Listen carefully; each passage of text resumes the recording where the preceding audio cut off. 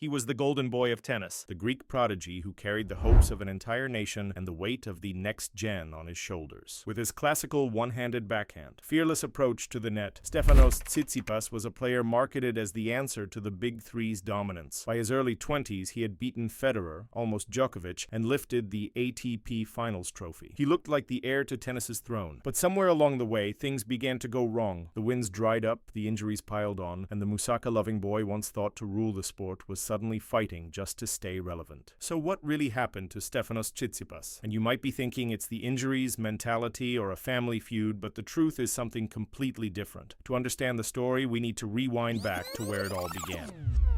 Stefanos was born in Athens in August 1998. His father, Apostolos, was a tennis coach, and his mother, Julia, had been a professional player for the Soviet Union. In other words, tennis wasn't just an activity, it was a family business. From an early age, Stefanos was immersed in the game, hitting balls on the courts of Astir Palace, a luxury resort where his father worked as an instructor. His mom's experience as a former pro gave him structure, while his dad's relentless drive gave him belief. Together, they molded a kid with both talent and fire. By the time he was 14, Stefanos was already dreaming of beating the legends he grew up watching on TV. But here's the thing about childhood prodigies: dreams don't always match reality. And for a while, Stefanos' journey wasn't as smooth as some make it seem. He played juniors, sure, but he wasn't instantly dominating. It took grinding on the ITF circuit, endless travel, and plenty of setbacks before the world began to notice. In 2016, however, something shifted. He climbed to world number 1 in juniors and made the Roland Garros boys final. Suddenly, the quiet kid from Greece had the attention of the tennis world. That same year, he transitioned to the ATP Challenger circuit, where his heavy forehand and elegant backhand began catching eyes. People started whispering, this guy might actually be the real deal, but whispers alone weren't enough. He needed a statement. And in 2018, he delivered it. It was the Rogers Cup in Toronto. A young Tsitsipas, barely inside the top 30, went on one of the most improbable runs in recent memory. He defeated 4 consecutive top 10 players, Dominic Thiem, Novak Djokovic, Alexander Zverev, and Kevin Anderson, before falling to Rafael Nadal in the final. For a kid who'd never been to a big final,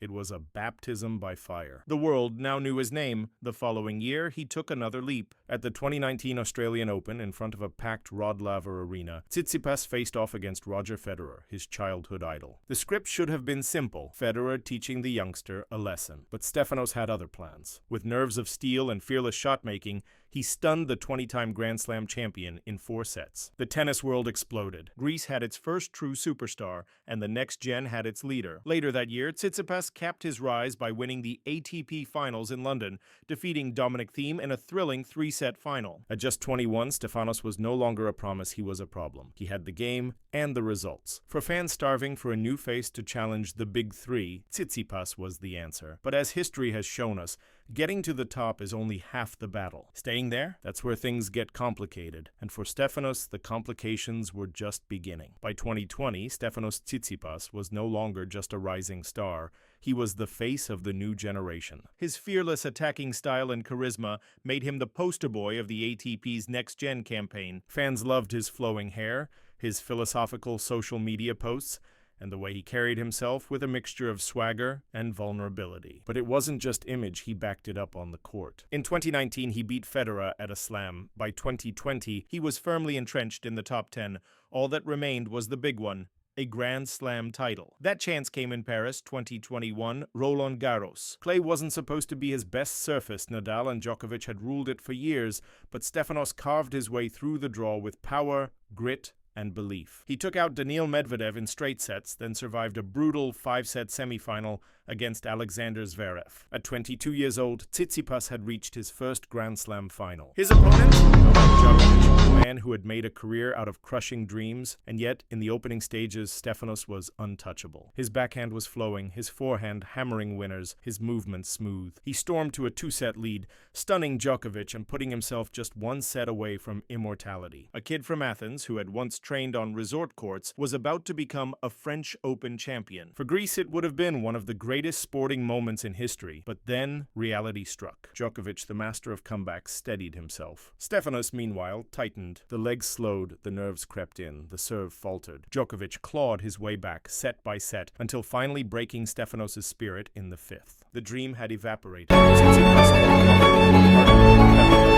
to glory but leaving empty-handed. That match became symbolic of his career. Tsitsipas had the talent, the shots, the flair, but when it mattered most, something was missing. His critics called it mental fragility, his fans called it inexperience. Whatever the case, it was the beginning of a pattern. 2 years later, at the 2023 Australian Open, he had another shot. This time again the final stage, and once again his opponent was Novak Djokovic. The match was billed as a showdown between the old guard and the new, the master and the apprentice. Could Stefanos finally flip the script? Could he redeem himself for Paris? The atmosphere was electric. But from the very start, Djokovic dominated. He absorbed Tsitsipas's pace, returned with precision, and exposed his one-handed backhand again and again. Stefanos fought, but it was never truly close. Djokovic won in straight sets, lifting his 10th Australian Open title, while Tsitsipas was left staring at another lost opportunity. For fans who had believed Tsitsipas was destined to lead his generation, it was a bitter pill. Twice now, on the biggest stage against the same opponent, he had faltered. And while Djokovic's brilliance explained much of it, doubts began to creep in. Was Stefanos truly capable of winning a slam, or was he destined to remain just short? Still, despite the heartbreak, Tsitsipas remained in the top 5, regularly making deep runs. His personality, his flair, and his willingness to speak his mind kept him in the spotlight. But in sport, perception is fragile, and as rivals like Daniil Medvedev broke through to win majors, and a teenager named Carlos Alcaraz began rewriting records, the glow around Tsitsipas dimmed just a little. And then came the cracks, the kind of problems that can derail a career. Injuries, coaching controversies, questions about his mental strength. The golden boy of tennis was suddenly fighting battles both on and off the court, and the first signs of that decline were about to become impossible to ignore. For a while it looked like the finals against Djokovic were just stepping stones,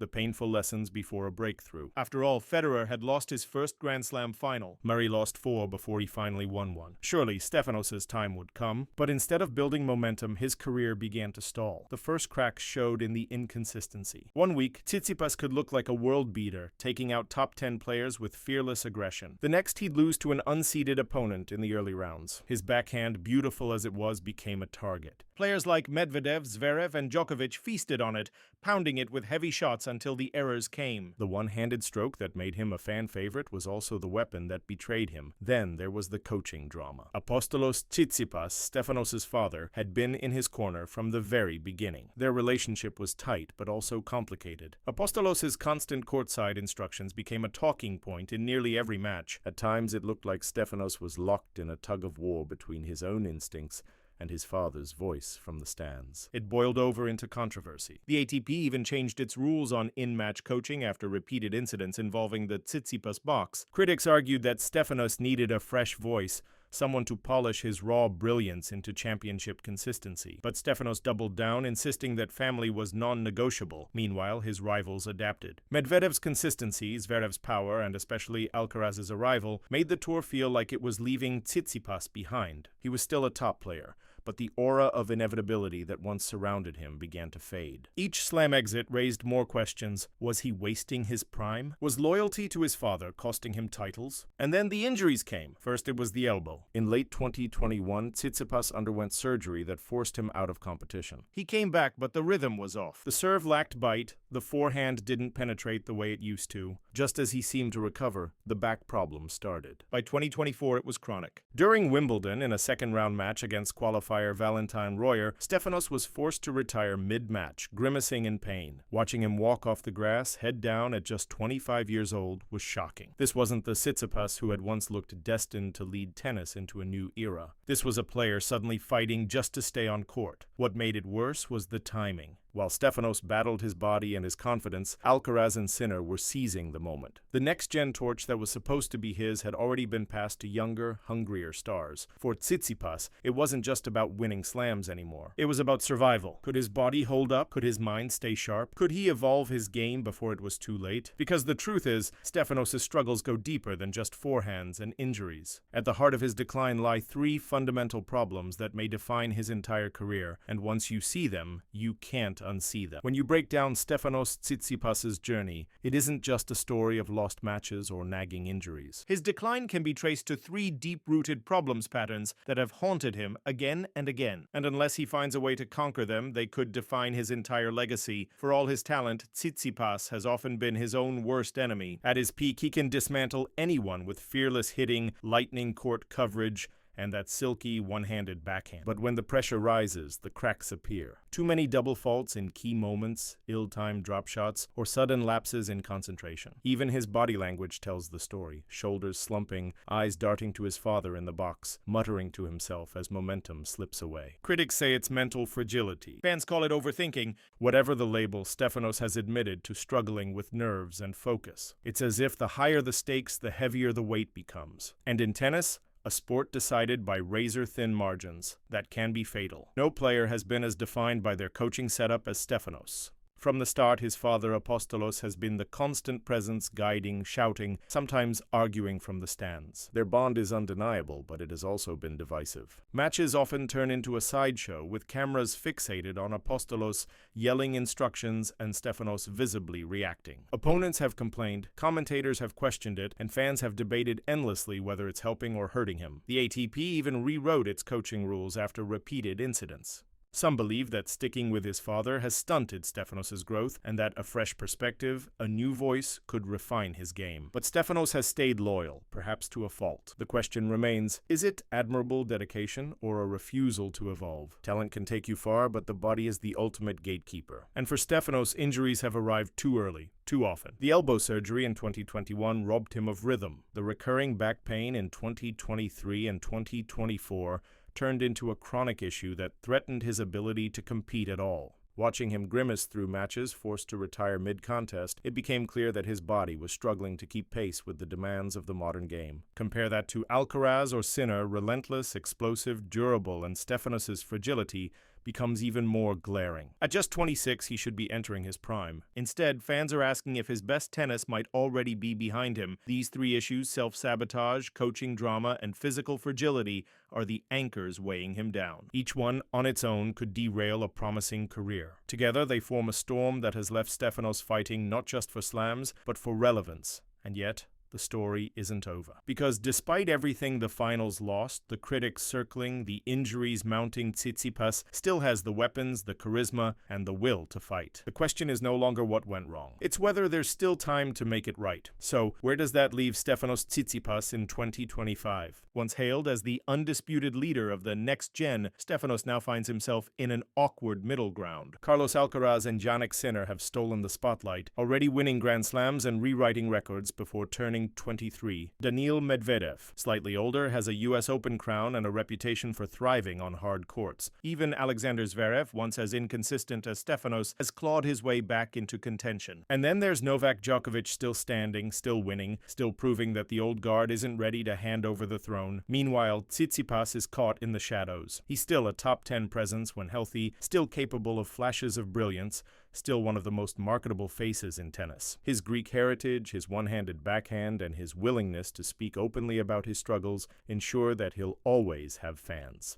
But the aura has dimmed. He is no longer seen as the inevitable future of the sport. Instead, he's viewed as a talented player who might win a slam one day if his body holds up, if his mind steadies, if everything aligns just right. At 26, though, the book is not closed. Tennis history is full of late bloomers. Stan Wawrinka didn't win his first major until 28. Andy Murray didn't crack through until his mid-20s after multiple heartbreaks. Even Novak Djokovic himself took years to consistently topple Federer and Nadal. Tsitsipas still has time. His forehand is still one of the heaviest in the game. His net skills still sharp. His creativity still unmatched. If he can manage his health, tweak his backhand patterns, and perhaps finally find the right balance in his coaching setup. The door isn't closed, but here's the uncomfortable truth. Windows in tennis don't stay open forever. For every Wawrinka, there are countless players who never quite made it. Players who had the talent, the hype, even the results, but when history looked back, they were remembered more for what they could have done than what they actually did. Right now, Tsitsipas is teetering on that edge. Will he be remembered as the Greek prodigy who almost made it, who was a one-hit wonder but never conquered the mountain? Or will he write a redemption arc, fighting through the pain, silencing the doubts and finally lifting the trophy that has eluded him. One thing's for sure, the story of Stefanos Tsitsipas is not finished. His journey has already been one of brilliance and heartbreak, promise and disappointment. But in tennis, legacies can change in a single fortnight, in a single slam, in a single match where everything clicks. And maybe, just maybe, the best chapter of Stefanos Tsitsipas' career hasn't even been written yet. And make sure to subscribe to get updates on the Greek.